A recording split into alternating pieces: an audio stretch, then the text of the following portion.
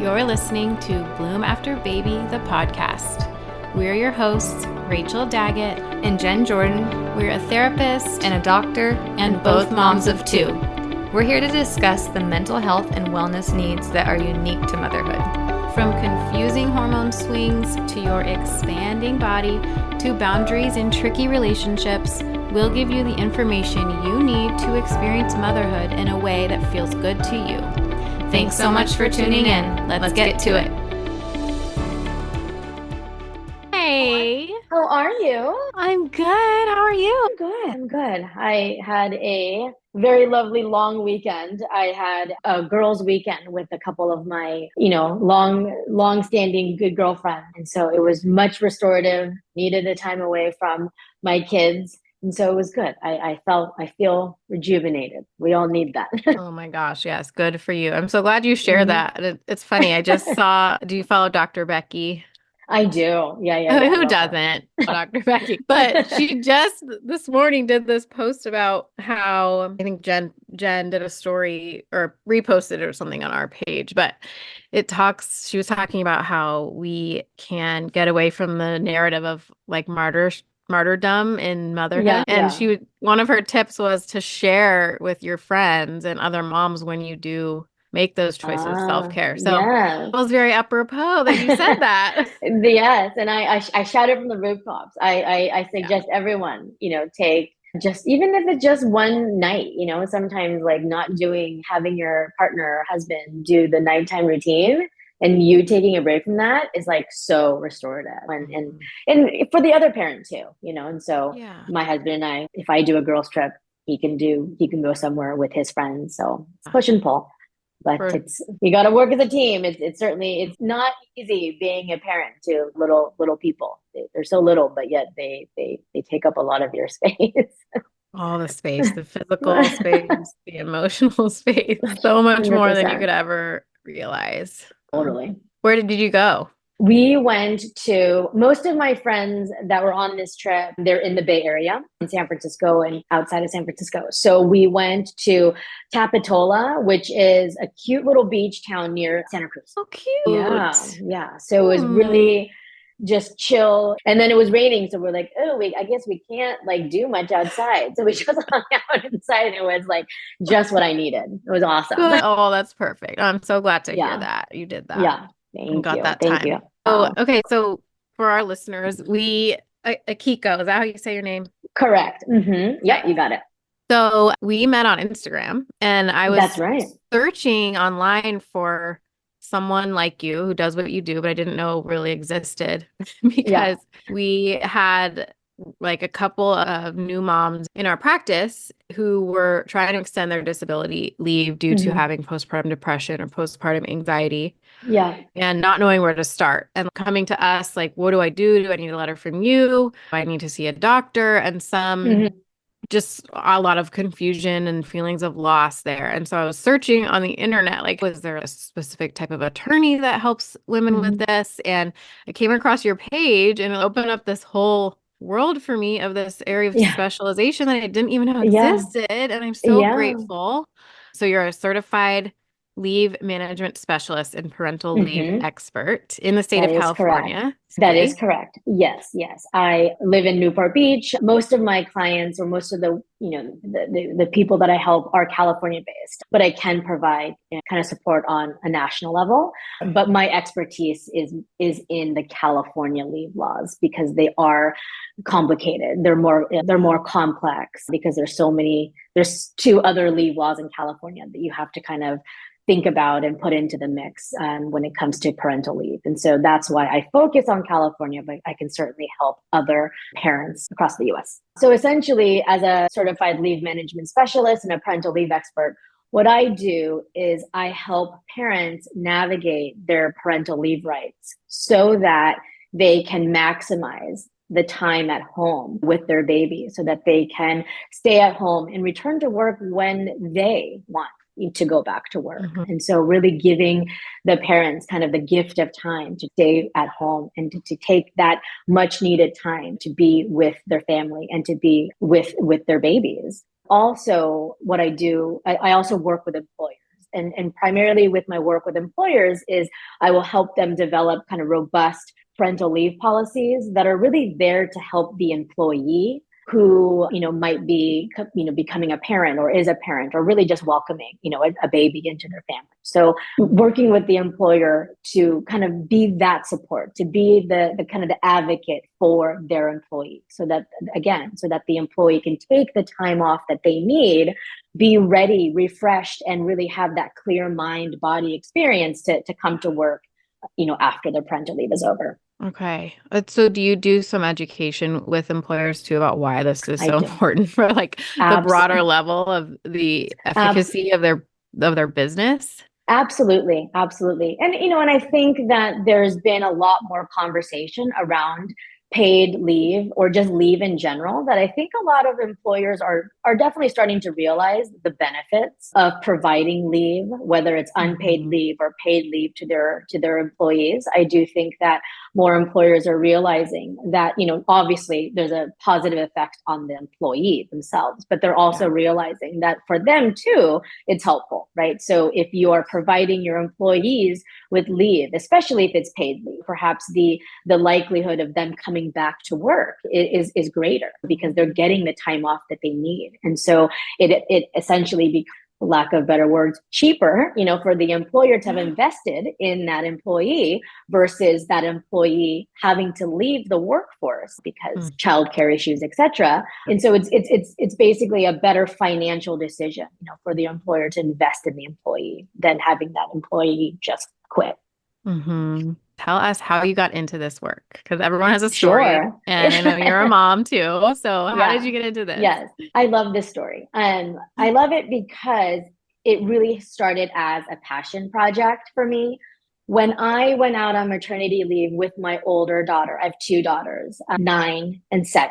But when I went out on maternity leave with my older daughter in 2014, my employer at the time, they basically botched my leave. They shortchanged me about 8 weeks of leave. And it was not anything malicious. It was not intentional. I just think that the HR rep that I had been working with, I just don't think she had a clear understanding of all the leave laws at play and then how all the leave laws interacted with each other. Because essentially it's the leave laws that dictate how long of a leave you can take. And so because she didn't have a clear understanding of that, that's why my leave got shortchanged. And so long story short, there was a lot of inefficient back and forth. I had also done a ton of my own research on the subject matter.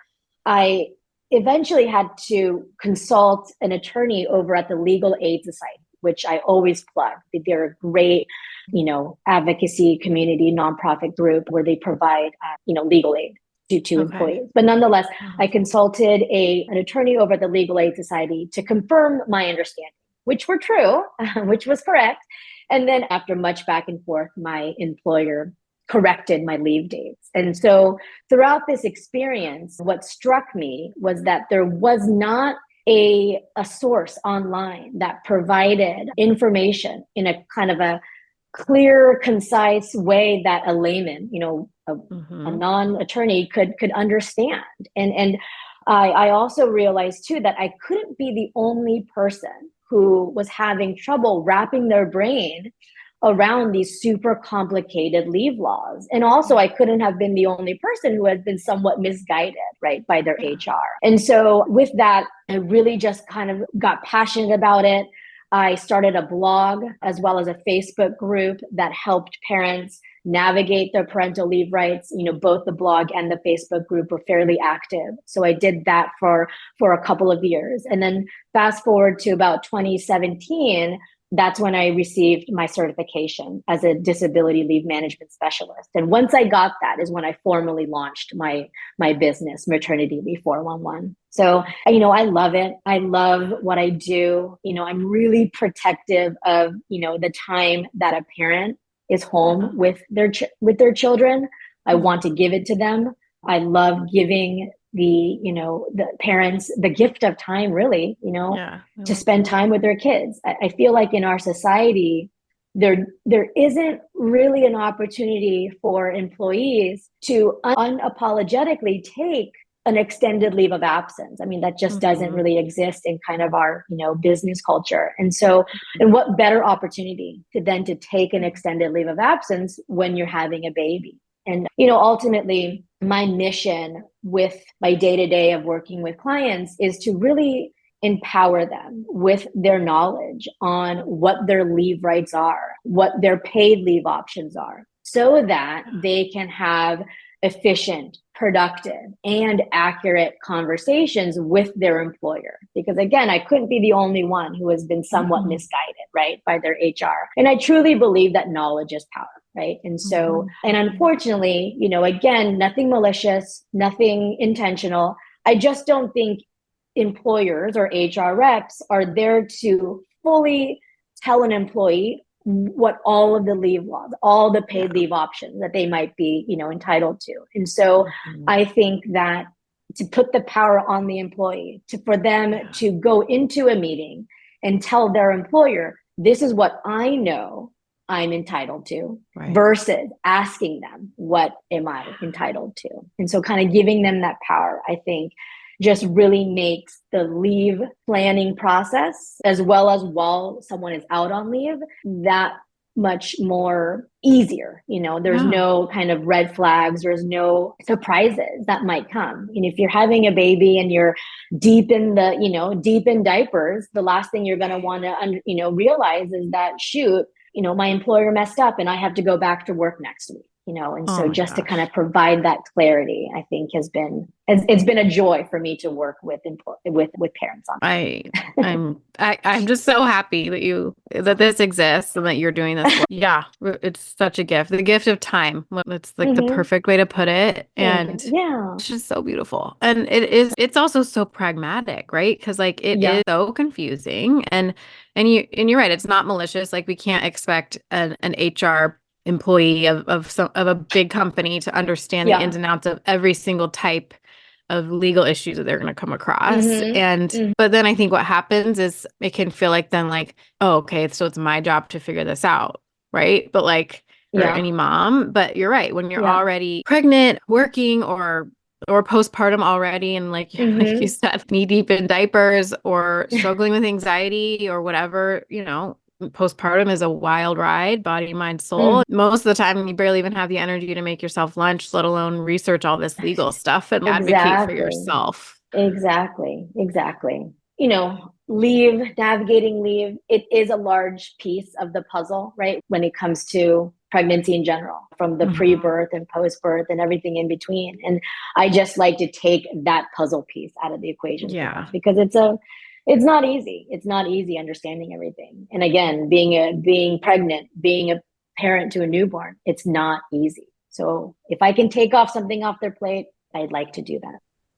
Yeah. And that's what I think is so important about teaching new parents, that everyone is going to tell you that it's hard, but also there's help out there. There's like specific resources that you can bring in to be part of your village to help you with these specific things that maybe you didn't know even existed, or didn't know would be so hard or so confusing. And what's coming up for me is that it's surprising, even having gone through this twice and being somewhat literate in this phase of life and all the changes that can go on. I feel surprised, I guess, to hear that there's more options than there seem to be for people. Like, it's not as black and white. Right. Like, we always I'll ask friends, like, oh, how long do you get for maternity leave? Oh, I get 3 months and that's it. Or, oh, I get, whatever they're told they get. We just accept that without questioning it, or realizing that there might actually be other options and benefits that you can and advocate for.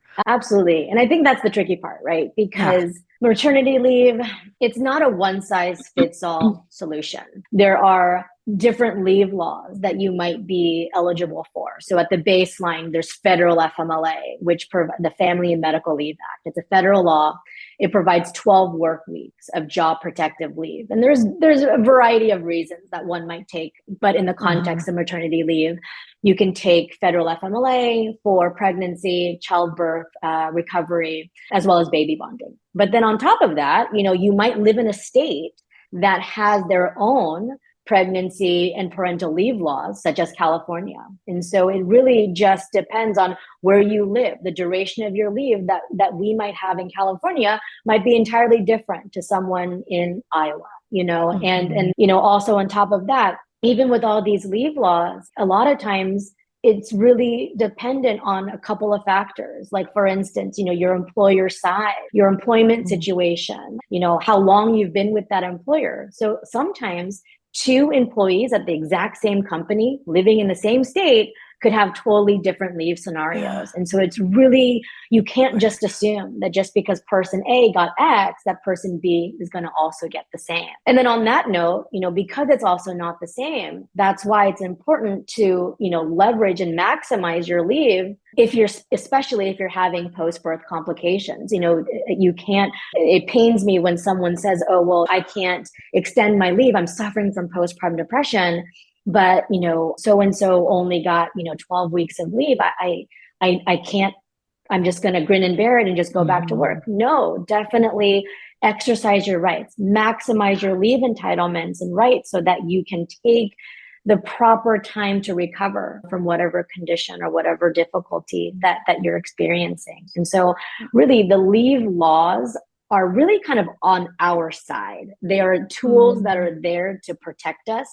These are leave entitlements, leave laws that we are entitled to. So if you need the time, take it, exercise your leave rights. And I think the challenge is that just people don't know how to leverage these leave laws to their advantage. And so it's a lot of puzzle pieces working, but again, I urge any listener here to do their research on what leave laws are and exercise their rights to the maximum capacity so that they're getting, the maximum amount of time that they can. And you mentioned the Legal Aid Society. Is that where, is that one of the main resources you recommend for people? Yeah, definitely. Okay. Legal Aid Society is great. They provide a lot of information on all the leave laws, federal as well as state. Also, like your state government sites too. They will have a lot of times easy to digest one-sheeters on the leave laws that apply to each state. And also, another tip that I once heard was looking at blogs of employment attorneys that are for the employee, not on the employer side, but employment attorneys on the employee side. Because oftentimes if they have blogs, they might blog about the leave laws that are applicable to the state that they practice in. Okay. I'm writing all this down so I can put it in the notes. Yeah. I wanted to ask you about did you see all the stuff that happened with Kite Baby recently? Yeah. So, I'm very much not an advocate for cancel culture. And I know there's so much nuance and context in every story in the internet. Yeah. It was only going to give the most extreme versions, but what were your objective thoughts of what happened there? Yeah, it's interesting. I think so. In the Kite situation, the mother had adopted her baby, and the main issue was that the mother was not eligible for federal FMLA. A federal FMLA, again, provides 12 work weeks of job protective leave. In this adopted mother situation, she would be taking FMLA. Had she been eligible, she would have been taking FMLA for baby bonding purposes. And I forget why she wasn't eligible. I think maybe in order to be eligible for federal FMLA, you have to work for a company for at least 12 months. And I think that was the issue, was that she was not eligible for federal FMLA. And so in that respect, the employer, didn't do anything wrong.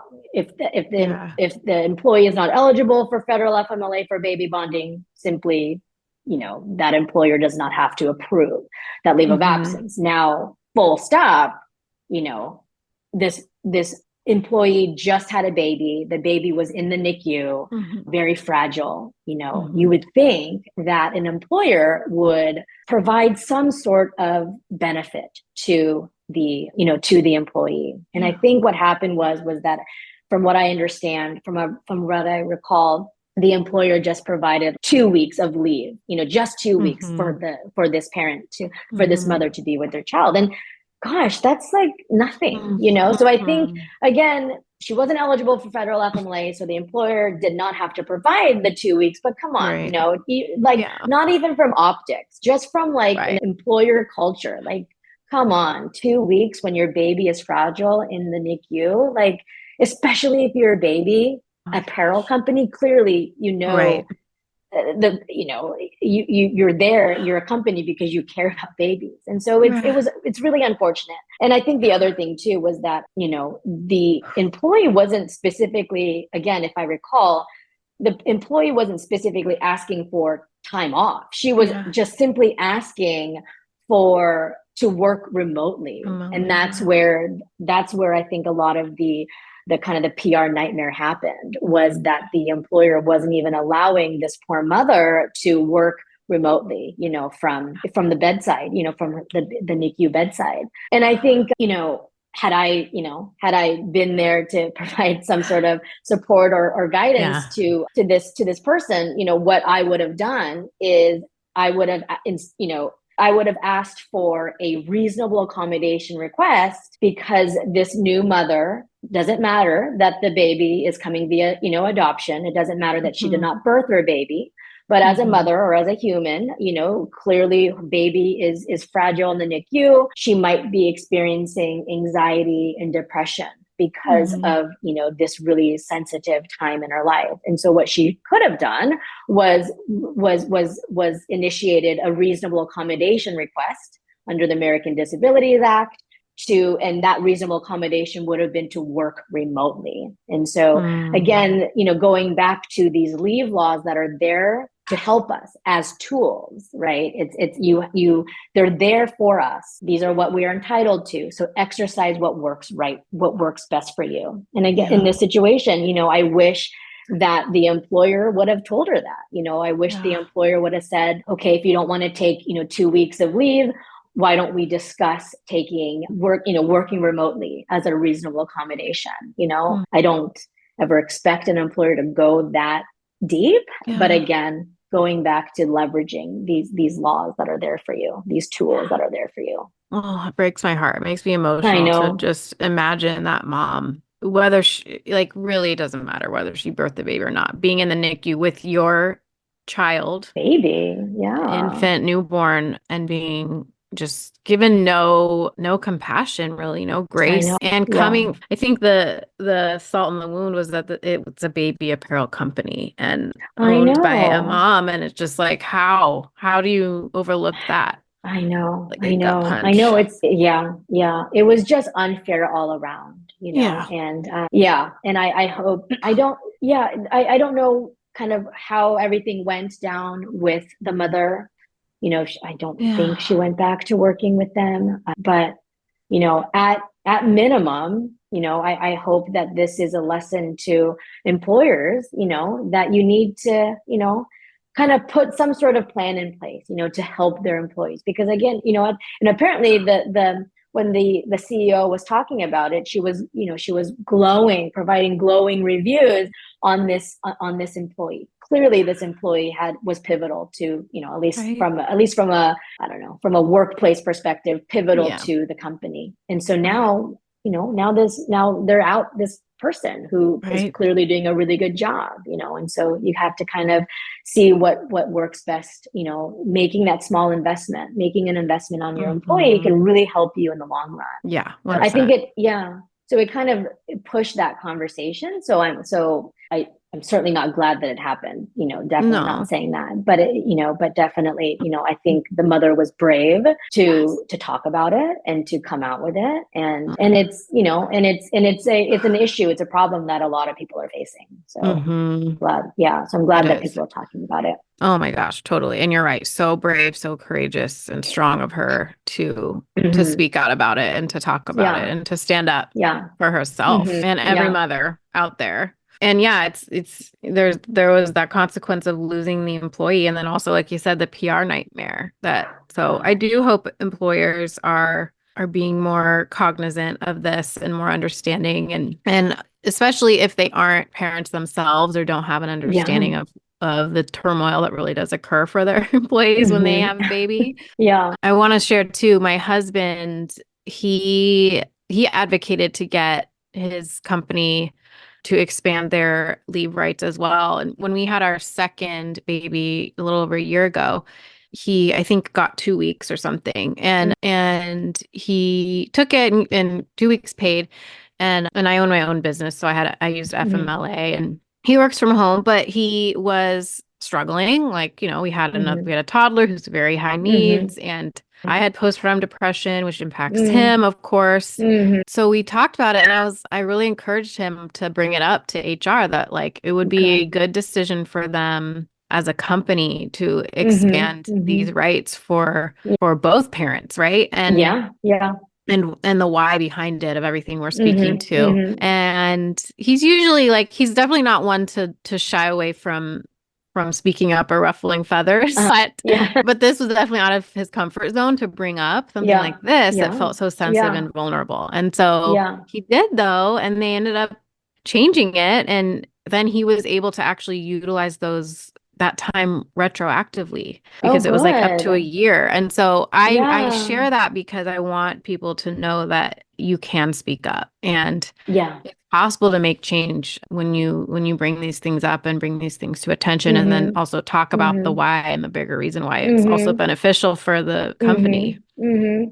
Absolutely. And I think, I think in the context of parental leave, I think it's so important to advocate for yourself. So for your husband, I think that's awesome that he advocated for himself, because then he's pushing, he's kind of trailblazing, the path for other new parents coming into the play. But also, like, another place to advocate for yourself, and I'm sure you have a lot to say about this, is advocating yourself with your healthcare provider when it's specifically, perhaps for the birthing parent, or, maybe non-birthing parent, when it comes to any complications or issues that they might be having. And so, specifically on pregnancy complications or post-birth complications, don't be shy to advocate for yourself. Tell your doctor that you are not well.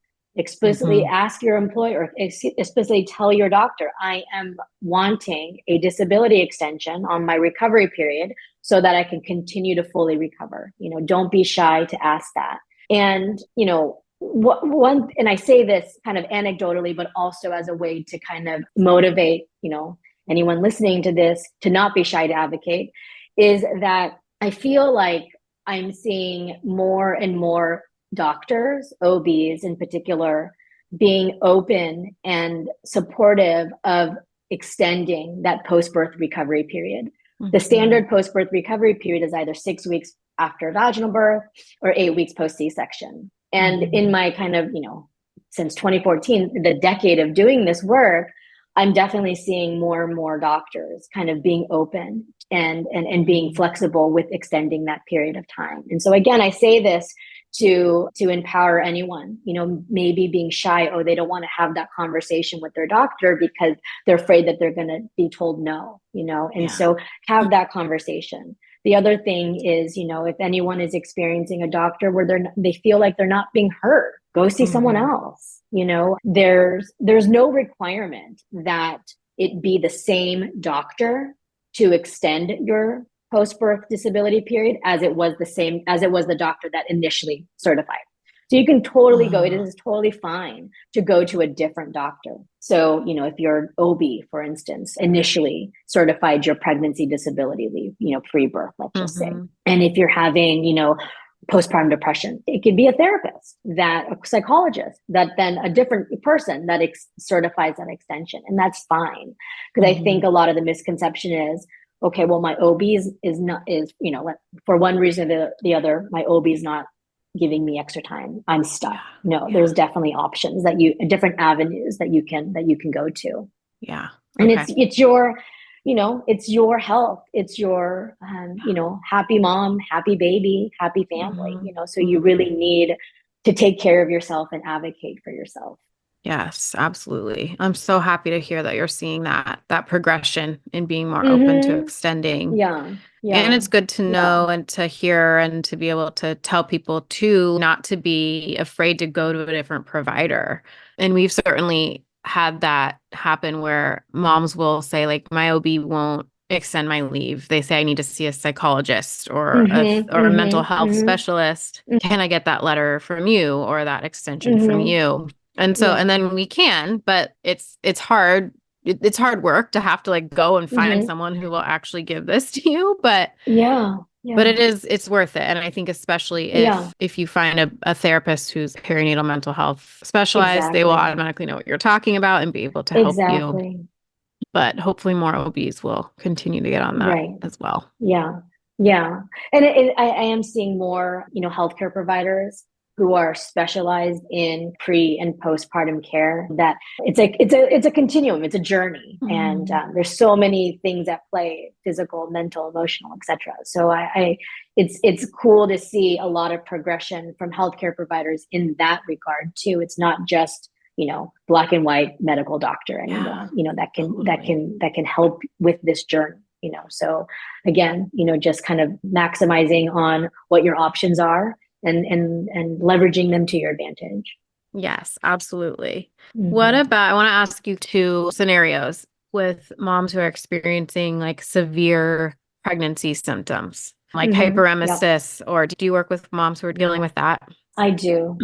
Yeah. So while pregnant, there's several leave rights that are available to you. Number 1, anti-discrimination. Obviously, an employer or a boss can't fire you or treat you differently or worse just because you're pregnant or having, these pregnancy complications. The second thing are accommodation rights. Your state might have their own pregnancy accommodation rights, but at the federal level, there is a leave law called the Pregnant Workers Fairness Act. And essentially what that is in a pregnant employee, they might need to make changes to their work in order to continue working safely while also maintaining their health and their baby's health. And that these changes that they make to their work are called accommodations. And there's several types of or examples of accommodations. It could be like changing your work schedule because you are suffering from extreme morning sickness. It could be, needing more bathroom breaks because, when you are pregnant, baby's sitting on your bladder and you're peeing every, couple of minutes, right? Or also, it could also be, like working from home because you might be suffering from, extreme morning sickness and just going to work might be too difficult. You might be experiencing anxiety during your pregnancy. And so work can also be an accommodation.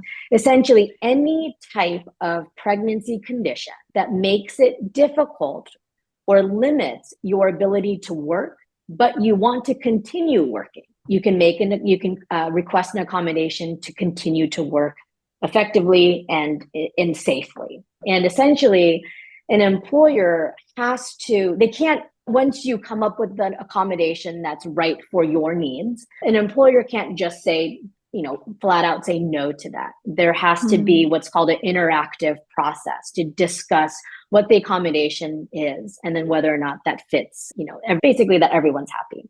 And essentially an employer has an affirmative duty to make that accommodation happen unless doing so puts that employer at undue financial hardship.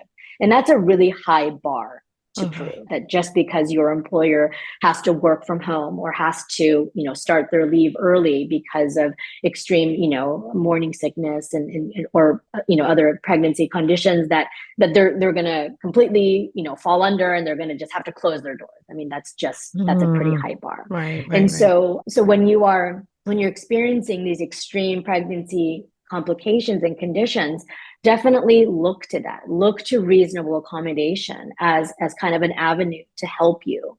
The other thing that you can do when you're pregnant is to simply start a leave of absence, whether under FMLA or your state might have their own pregnancy disability leave law. One thing I'll mention though is that, before you simply start leave while you're still pregnant, especially if you're like early on in your pregnancy, I would definitely encourage everyone to first look at whether or not reasonable accommodation might be a better avenue for you. Because the beauty of reasonable accommodation is that you're not forced into starting your leave. You're able to still work in a safe way, right? And so if you're not forced to start leave, let's say there was an employee who was only eligible for federal FMLA. That's 12 weeks of leave that you can take for pregnancy, childbirth, recovery, and baby bonding. If they start their FMLA leave early on in their pregnancy, they're eating into that 12 weeks of leave. And so it's better to leverage reasonable accommodation so that you can maintain federal FMLA maybe for post-birth time. And then the other thing about reasonable accommodation is it allows you to, if you're continuing to work, it allows you to also make wages, right? Because a lot of these leave laws, at this moment, there's no federal paid leave option. And so not everyone is eligible for paid leave. And so if you are not working, you simply will not be making wages. And that's really hard.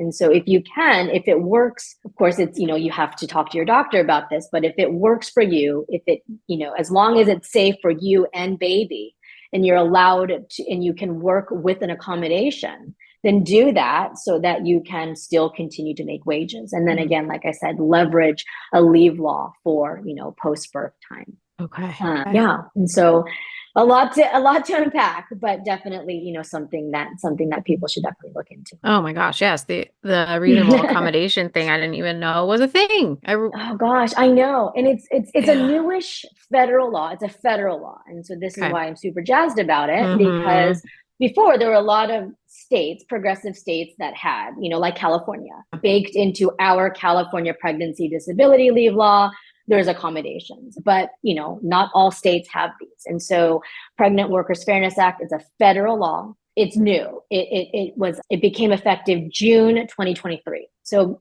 many employers might not know about it, and or talk about it. And so again, if you're pregnant and you are suffering, you don't have to suffer in silence. Exercise your right to take reasonable accommodation, to ask for an accommodation request so that it keeps you safe. It keeps your baby safe. Yeah. And it's okay to put your needs in front of whatever the needs are required of your work. Exactly. 100%. I tell my clients this, sometimes a client might say like, oh, I feel bad that I'm going to be out for X weeks. And I tell them, these are leave laws that are here for you. These are leave and these are protections that you are entitled to. Again, the laws are there to help us. They are tools to allow us to be out of work. And, don't be shy to maximize on these leave rights that you are entitled to.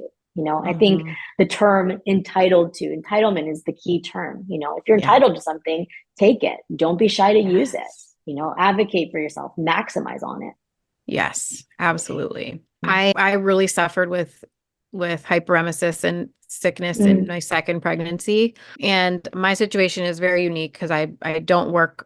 I work for a corporation. That's my business. So I'm the boss. And so I was able to make my own reasonable accommodations and work from home while I was pregnant and do remote work with my clients. And, I'm lucky in that I have that ability to just like make these arrangements essentially with each client. And but I was working with a therapist throughout my pregnancy because I struggled with prenatal depression, and I'm just always in therapy anyway because it's good. And I was towards the end, I had a set date that I was going to go on leave that I told all my clients and my colleagues and my associates that work in my practice with me. And about like a month before that date, which was originally like 2 weeks before my due date, was just done. Like I was so sick. I truly was physically ill from this pregnancy and so burnt out and so depressed. And I remember sitting here in a similar seat in this room on Zoom with my therapist. And after week of me just processing and like sharing how horrible I felt, she was like, what would it take? What would it look like for you to put your needs in front of your clients' needs? Which like as a therapist or somebody like you, anybody who works with people serving others, it can feel so selfish to put your needs ahead of those that you are being paid to help. Sure. Absolutely. But also for any job, right? Like obviously in any role as an employee, you have responsibilities to the people you work with or work for. And so that guilt can truly be paralyzing. And absolutely. But her asking me that was like, it gave me permission to do it. And so I did end up starting my leave early. And again, Mhm. I don't get paid when I take time off Mhm. as a business owner, but it was so worth the headache of having to like speak with every client about it Yeah. and like move Yeah. that date up Yeah. for myself. But Yeah. I had to do it. And so I just want to really encourage every mom out there to, like you said, exercise your Mhm. rights and your Yeah. entitlements, and don't be afraid to put your needs first. Yeah. And I had all this fear, like, oh, my clients are going to leave me. They're not going to understand. They're going to think I'm being dramatic, but that didn't happen. It didn't. Yeah. Yeah. It And did and not. if Yeah. and if it does, like if some people give you pushback, those aren't your people, and that's okay. Exactly. Exactly. But Exactly. 100%. 100%. Yeah. I definitely think that when you're in a, service provider role, Mhm. client services, yeah, it's hard. There is guilt, you want to be there for your people. You want to be there for your, whether it's customers, clients, patients, etc. Yeah. Yeah. But again, when you take a step back, if you're providing a service and you're not 100%, you might not be helping them 100%, and 1000. so, and So true. I don't want to like oversimplify it. I realize that there's nuance and that there's guilt and there's emotion involved, but sometimes you do just have to kind of step back and look at it like Yeah. very, black and white, so that you Yes. can take care of yourself. Yeah, like take that emotion out of it. And that's why I think someone Yeah. working with an expert like you could be so helpful, because you could Mhm. make those choices for them and For be that like black and white. yeah. No, this is how it is. This is Yeah. what you need to Yeah. do, because all that emotion and guilt can make people question themselves and just like not do it and Totally. suffer. Totally. Yeah. Yeah. It's just as simple as that.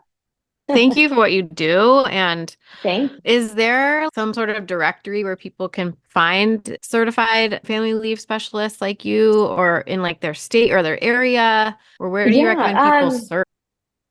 It's interesting. I feel like there aren't many people like me. Yeah. And I think that, so maybe I don't, not the best of Google. my knowledge, there Yeah. isn't a directory, right? But yeah, Google, I think, is a good source. Instagram too is another good source. Yeah. That's how Yeah. I found you. Yeah. And again, like, I hope that I definitely don't want to badmouth the employers and the HR reps, because obviously there's going to be good ones who Of provide course. education around it. And so if you happen to work for an employer that might have a, helpful HR rep, go to them, leverage their help, etc. Yes. But yeah, but in the meantime, for anyone needing at least just help figuring out a starting place, a starting plan, feel free to reach out to me. You can find me on Instagram, Maternity Leave 411, website maternity411.com. Happy to help. But yeah, I hope that there's going to be more people like me, and so that people don't have to suffer with putting the puzzle pieces of a parental leave together. It's like I said, it's already hard enough to be a parent and to be pregnant and to be waiting for a baby to come. To be able to take that piece of the million things that you have to do off of someone's plate is something that I really enjoy doing. So it's been a pleasure to work with all my clients. That's such a gift. Yeah, Akiko's website has a ton of resources. I see you have a blog as well that has some helpful stuff I've sifted through, and then your Instagram, and I will link it all. And you're in Newport, and you primarily are specialized in California law, but you can also advise nationally, you said. Correct. Exactly. Okay. Exactly. Okay. I'm here to help. Great. I loved talking to you. I love talking about pregnancy, babies, and I love nerding out on this parental leave stuff. So thank you for the opportunity of allowing me to do that.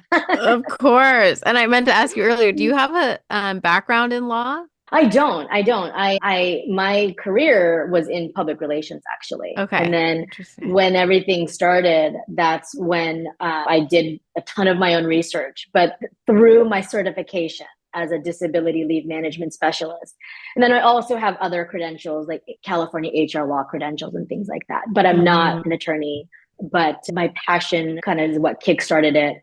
And then with the different types of certifications that I have to keep up throughout every year, keeps me on my toes and keeps me very educated on what the leave laws are, new laws that are coming into the picture, changes to the laws, because things are always changing, right? And so I love the fact that I'm certified and have, different credentials, because it really does. Not only do I love it, but it also forces me to keep up to date on all of the laws at play. Which again is that in and of itself is so helpful because the laws are constantly changing. And as an HR professional or employer, let alone a lay person, to be able to keep up with all that is just not realistic. Right.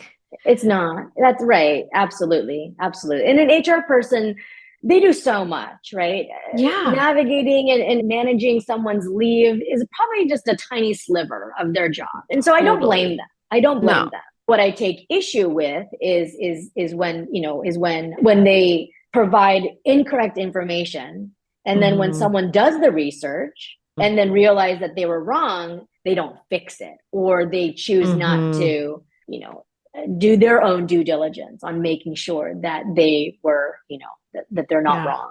That's what I take issue with. Yeah. Oh, and that was another thing I forgot to ask you. If someone is going through this and like maybe does submit a reasonable accommodation request and they are receiving pushback, do you help them like figure out how to script out these conversations and what to say? Okay. Absolutely. Great. Yeah. I will kind of coach them through that entire process. Typically when I work with an individual, I don't get involved with the employer, because kind of my agreement or my relationship is with me and the client or the employee. So I don't work directly, or I don't communicate really much with the employer, but I will help them coach through talking points.